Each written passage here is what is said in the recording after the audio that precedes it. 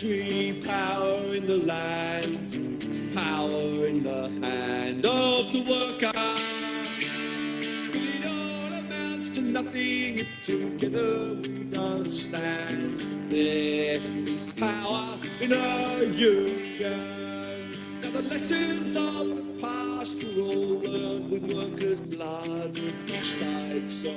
Hello, everyone. My name is Elizabeth Mans, and I'd like to welcome you to the April 4th Coalition Show.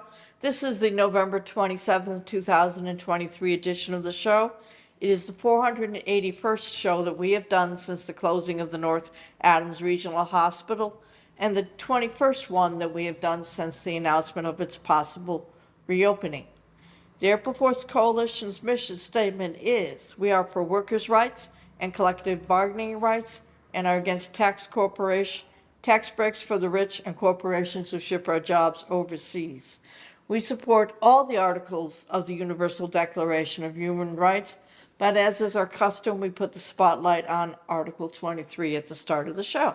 Dick, you ready? Yes, Article 23, Section 1. Everyone has the right to work, to free choice of employment, to just and favorable conditions of work and protection against unemployment. Number 2, everyone, without any discrimination, has the right to equal pay for equal work. Number 3, everyone who works has the right to just and favorable remuneration, which is any form of compensation, ensuring for himself or herself and his or her family an existence worthy of human dignity and supplemented, if necessary, by other means of social protection. Number 4, everyone has the right to form and join trade unions for the protection of his or her interests. And of course, we at the April 4th Coalition would like to extend our thanks to Michael Putnam, who is the program director for the community radio station, WMNB-LP 107.1, for airing the audio portion of our shows, usually Fridays at 6 p.m. And of course, to the fabulous staff at Northern Berkshire Community Television Corporation for helping us produce the show. So a big thank you to Joanne Hurlbut, Nicole Brown, and David Fabiano for their assistance. And Dick, you were published in the newspaper this past week. Well, it was on November 21st. I wrote a letter to the editor in support of the Berkshire VNA union. So this was the letter that I sent to the Berkshire Eagle, and they were nice enough to print it. BHS should give BVNA a fair first contract. To the editor, I support the Berkshire Visiting Nurses Association's union in their struggle for their first contract. Berkshire Health Systems should agree to a wage step scale of the kind that Massachusetts Nurses Association represented nurses and health professionals have in every collective bargaining agreement throughout the Commonwealth. BHS should agree to the union's call for realistic productivity standards that reflect today's home health care environment. BHS should allow nurses and clinicians an appropriate amount of time to provide patient care, support, and documentation.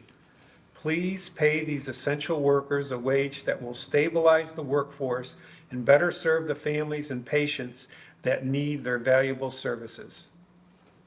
And as a segue to that, they are having a rally, I guess? Yes. Would be the word for A this? week from today. A week from today on December 4th. We have a flyer that we'll probably show you on the Right, screen. there it is up there. And it's going to be from 4 to 5:30 p.m. outside Berkshire Medical Center at 742 North Street in Pittsfield. And a part of the enticement, apparently they're going to be nice and have food trucks there with food and hot chocolate and hot coffee. In awareness of the temperature in the winter season, and we really urge the community in Pittsfield and North County and South County, whoever has the time to come out and support them, because BHS, as with every other organization, needs to have pressure in order to get them Right, and to do what would be considered the right thing. this is an informational picket. Okay. And, you know, it's difficult for them. They don't want to go on strike because they don't want to, they know that their services are really necessary.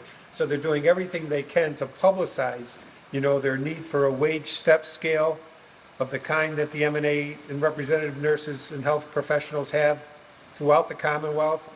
And they want productivity language that reflects the reality of home care today and allows the BFNA clinicians to spend an appropriate amount of time providing patient care and support and documenting.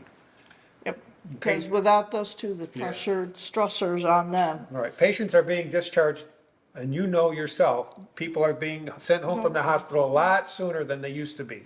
And that complicates things, and it makes it more important to have the visiting nurses. To come, So- as well as the physical therapist. and So the tell clinicians. your friends and neighbors if they can make it to Pittsfield at this informational picket, it would be greatly appreciated. You show your solidarity. And you can also get a lawn sign if you call up or just go down there and they'll probably give you a lawn sign for your lawn. Oh, I'm sure they would. Anybody want to say anything before we move on to the next topic? No idea yet on why for that. Just, Where would you go to get picked up? No, Sue wants something. I can see it in her eyes. Come on, Sue, get it out. I was thinking of it, and then all of a sudden it went that away. Oh, okay. That's okay. That's okay. When it comes back in, just give us a cue and we'll let you do it.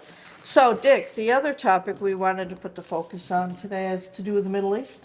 Yes, especially our last show, we talked a lot about Islamophobia and anti-Semitism. And we talked about the issues and we called for a ceasefire in Gaza. And right now, there is a ceasefire going on and There an is. exchange of prisoners. And Right. in that discussion that we had on the last show, we were trying to draw the distinction between anti-Semitism and being opposed to the government of Israel and its bombing indiscriminately of Of people. people in Gaza. You know, we're not supporting Hamas in any way, but we don't believe in collective punishment. And there's been protests all over the country, and a lot led by Jewish groups from America that are in solidarity with the Palestinian, not with Hamas, but within the innocent Palestinian people. And this one song that we want to show is one that has been performed at a lot of these demonstrations, and I just think it's a wonderful song. I shared it with as many people as I could. I shared it with my granddaughter. She really liked it. And it's just about bringing people together and rising up. Like we ask people to do all the time, rise up, stand up for the visiting nurses, stand up for workers. This is Right. this So is, stand up yeah. as well for innocent people. Yeah, so let's hear this video, and We rise, humbly hearted rise,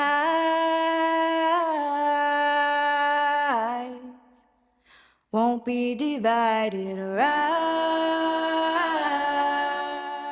rise, with spirit to guide us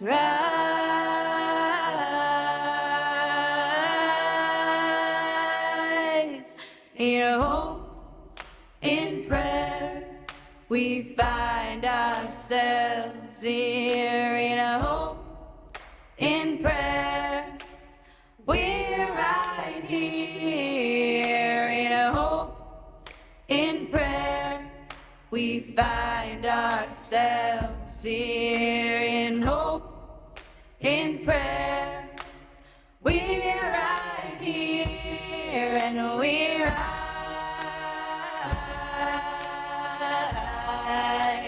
All of the children rise.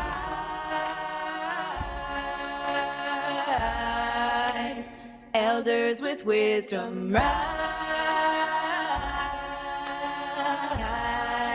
Ancestors surround us rise.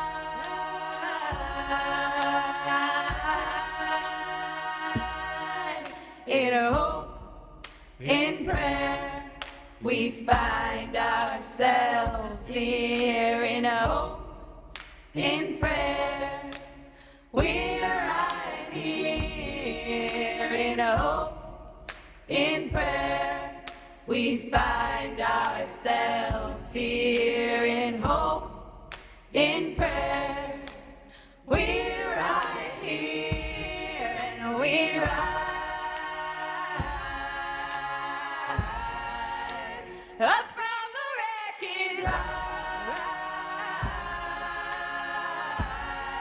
with tears and with courage.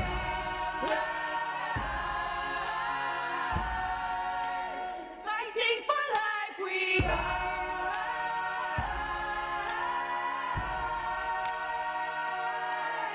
in hope, in prayer, we find ourselves here. In hope, in prayer, we're right here. In hope, in prayer, we find ourselves here. In hope, in prayer, we're right here, and we rise,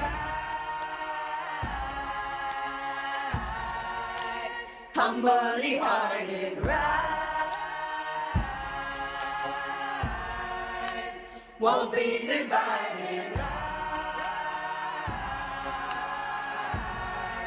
with Spirit to guide us.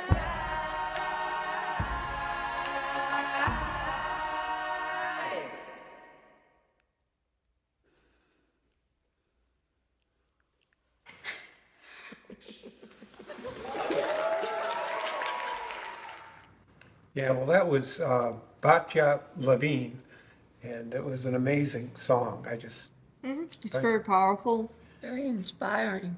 and it touches to the core of humanity. I mean, you know, you have a choice to hope and let hope bring you to the light, or you can despair and go into darkness. Those are your choices. And humanity almost always chooses hope because we don't like darkness. And they're talked about that nothing will divide us, our humanity.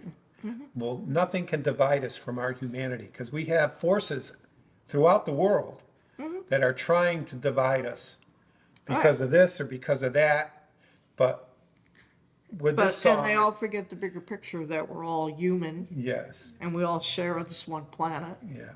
and we're all one family. It really are. And so when people stand for peace, you know, let's get a political negotiation going, or a diplomatic negotiation going. Let's solve the problem, not with bombs, but let's get to the root causes and let's solve the problem. And in that light, we have another video. Thanks to Bernie Sanders, he brought together two young people that are traveling the country and talking exactly about trying to get to the root of the problem that's going on right now in Gaza and in Israel. So let's have a look at that video with Bernie and We'll comment. yeah.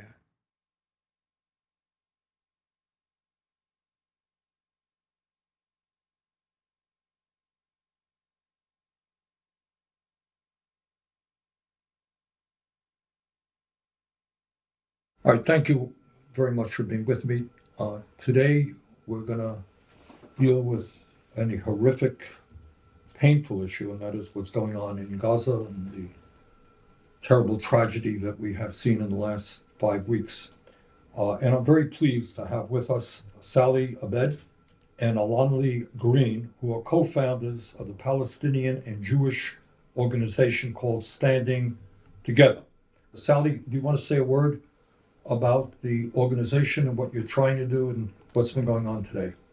Yes, so Standing Together is, we are a grassroots movement, and we have been organizing people and mobilizing thousands in the last 5 weeks, really under 2 simple messages. One message is Arab-Jewish solidarity, and really understanding that we have the majority of the people within Israeli society who have a deep interest in security and in peace.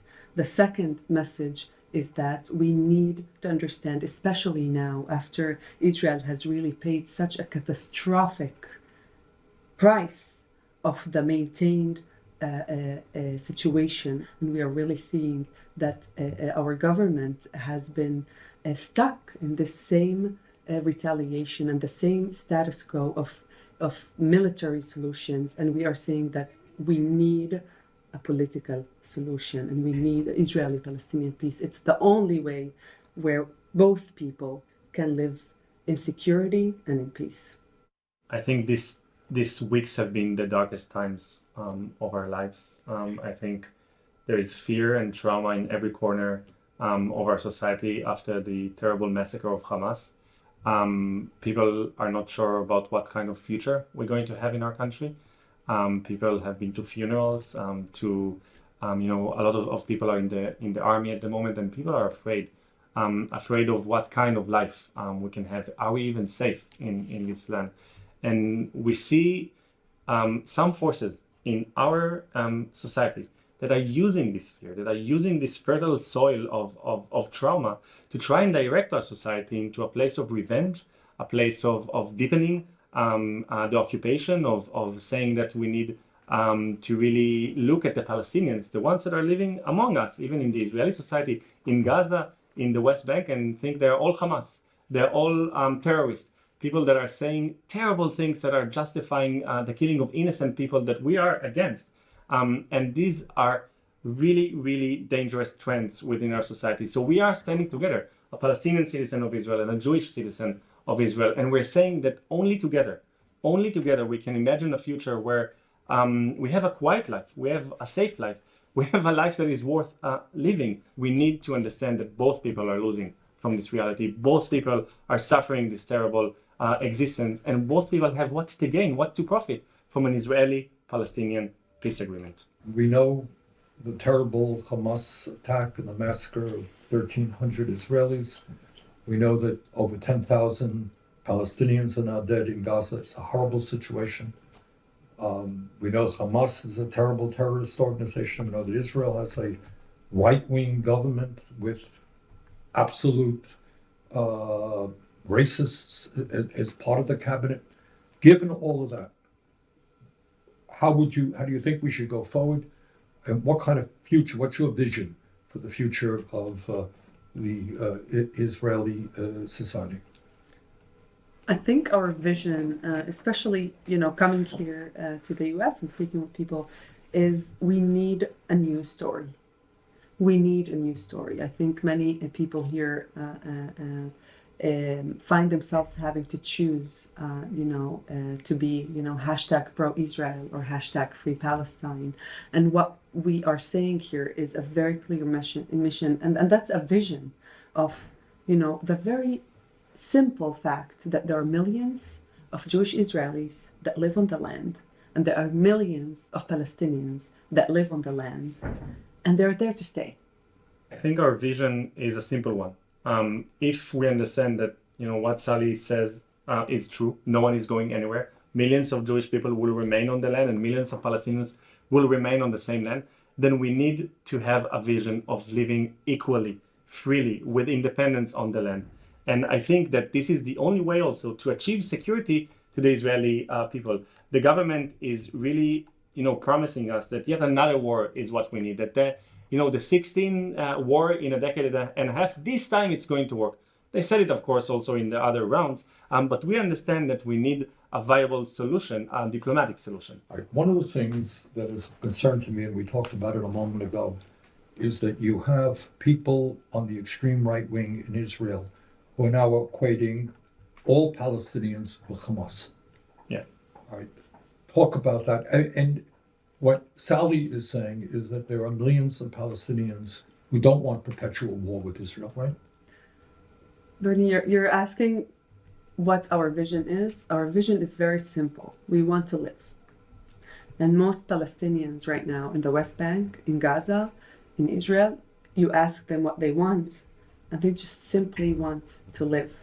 They want to live freely, without military control, without bombardments, and without a very, very catastrophic leadership that is really not taking, they are deliberately hurting them. We have a leadership that is catastrophic to the Palestinian leadership right now, and we deserve a better leadership. We deserve better reality, and we simply want to live in safety and security. And that's such a simple message, which is so sad that we have to prove our humanity. It has been one of the most heartbreaking missions for me in Israel right now as a Palestinian to prove my humanity and the humanity of my people. And it's a simple message, but maybe it's a critical message right now. So I'm happy I'm able to portray it forward. Put it down? Is that all right? Did we? Yes. Yeah. Thank you. Thank you. You guys are unbelievable. Yes. Actually, they're the future. They're the future of what Israel could be and should be. From what I could see in the video, that's what I say always. Everybody wants the same thing. It doesn't matter what the label is put on you. You all want to live. You all want to be free. You all want to have peace and security. So it doesn't matter because any label could be put on anybody. Somebody could say, hey, people with glasses aren't human. There you go.